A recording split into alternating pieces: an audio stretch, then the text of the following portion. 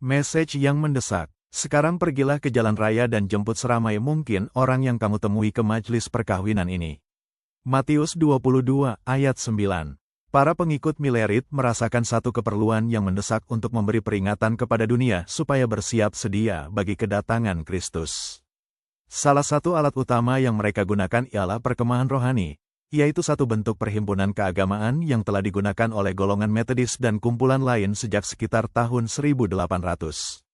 Inisiatif untuk mengadakan perkemahan rohani Milerit yang pertama berlaku semasa sesi General Conference di Boston pada bulan Mei tahun 1842. Menjelang tarikh tersebut, tahun 1843 semakin hampir, sedangkan sebahagian besar dunia masih belum diberi peringatan.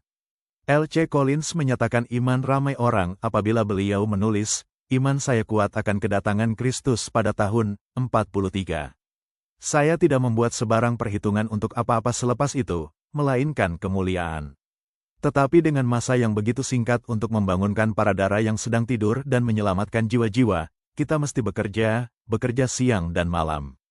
Tuhan telah mengutus kita dengan segera untuk menyampaikan jemputan terakhir, dan kita mesti bekerja dengan bersungguh-sungguh serta mendesak mereka untuk datang, supaya rumahnya dipenuhi.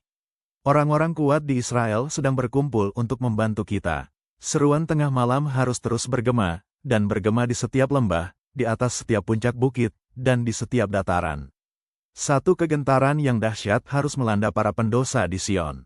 Satu krisis harus terjadi sebelum pintu kasihan ditutup selama-lamanya terhadap mereka. Mereka harus merasakan bahwa masanya adalah sekarang atau tidak sama sekali. Perasaan mendesak dan tanggung jawab terasa amat berat di kalangan para Milerit pada pertengahan tahun 1842. Sehari selepas Collins menulis suratnya, General Conference Boston yang bersejarah pun bermula, dengan Joseph Bates sebagai peneraju utama. Persidangan itu bukan sahaja memutuskan untuk mengadakan perkemahan rohani, ia juga melantik sebuah jawatan kuasa untuk menyelia pelaksanaannya. Objektif utama pertemuan tersebut adalah untuk membangunkan para pendosa dan mengukuhkan orang-orang Kristian dengan menyampaikan seruan tengah malam.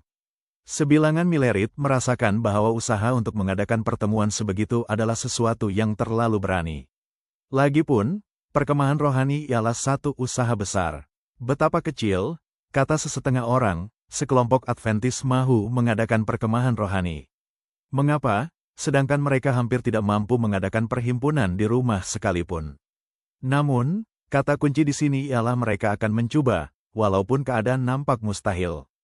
Dan Tuhan membalas iman mereka.